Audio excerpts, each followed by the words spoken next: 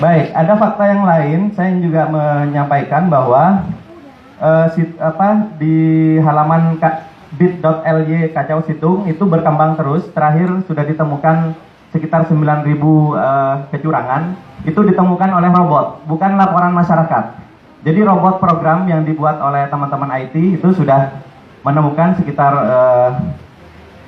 7.900 lebih. Sekarang terus berkembang, setiap hari berkembang. Dan makin mereka mengubah-ubah, makin ketahuan nanti.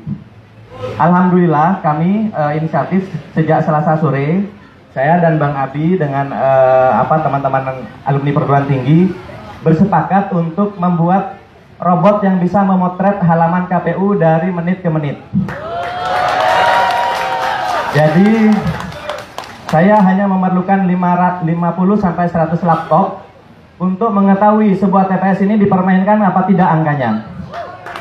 Jadi saya mungkin ada KPU atau perwakilan yang hadir di sini, tolong jangan dimainkan lagi.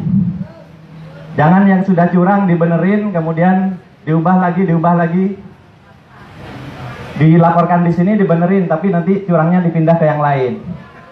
Nah ini jangan sampai seperti itu, karena kita punya rekamannya dari menit ke menit. Setiap halaman sampai ke TPS.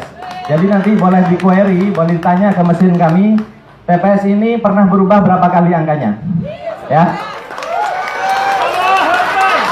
Jadi, dan sistem ini kami tidak menghabiskan 24 triliun. Ya. Jadi, sistem saya hanya perlu menyewa laptop 700.000 kali 100 laptop. Cuma 70 juta. Saya hanya memerintahkan staf saya 2 hari membuat aplikasinya. Saya kemudian hosting di bukan hosting ya, menyewa server hanya $80 sebulan. Hanya 1 juta saja. Jadi nggak sampai 100 juta, KPU ini sudah hilang kredibilitasnya. Ya. Jadi nggak perlu bukti aneh-aneh. Itu ya. Dan saya cukup 1 tentara lulusan SMK. Saya buktikan ijazahnya ya.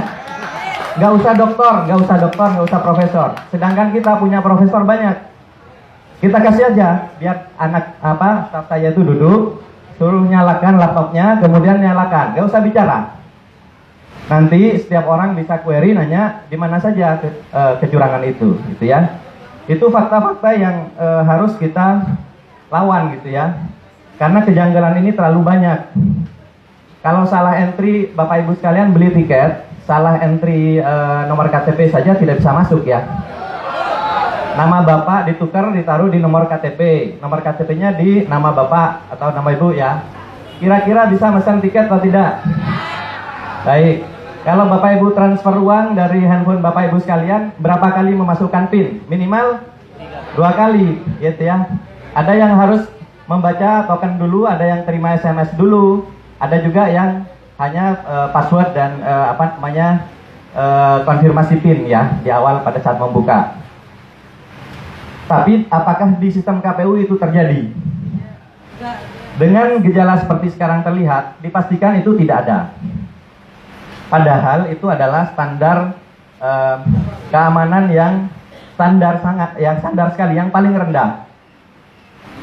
Sedangkan kita bisa melihat komposisi server dan sebagainya yang ada di KPU itu sekarang, itu bagaimana akses door-nya, kemudian ada log orang yang keluar masuk di situ.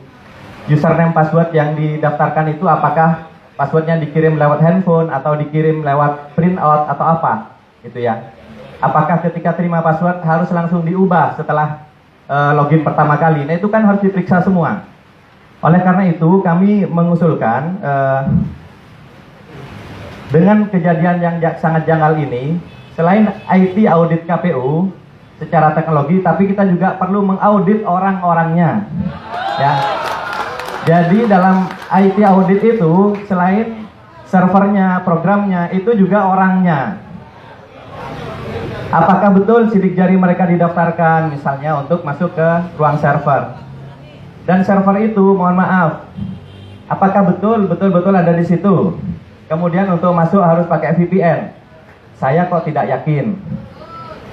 Itu ya. Kemudian sekarang dari KPUD itu yang menginput data, saluran VPN-nya seperti apa. Kok rasanya nggak pakai VPN, sehingga semua jenis laptop, semua jenis komputer, bahkan mungkin handphone itu bisa mengakses situng KPU. Itu tidak boleh. Pertama, rawan untuk down ya. Yang kedua, rawan dimasuki oleh intruder. Yang ketiga, ya sudah, saya yang paling curiga, yang ketiga adalah social engineering. Jadi password-password itu memang sembarangan dikasih, atau dikasih ke orang-orang tertentu yang mengamati angka-angka yang gampang dimanipulasi. Misalnya 11, jadi 111. Dia nggak nginput misalnya 211, dia bikin 111. Karena nanti bisa bilang keyboardnya rusak Pak gitu. Itu ya, jadi lebih memilih nambah di depan daripada nambah 0 di belakang. Lebih banyak yang seperti itu kasusnya.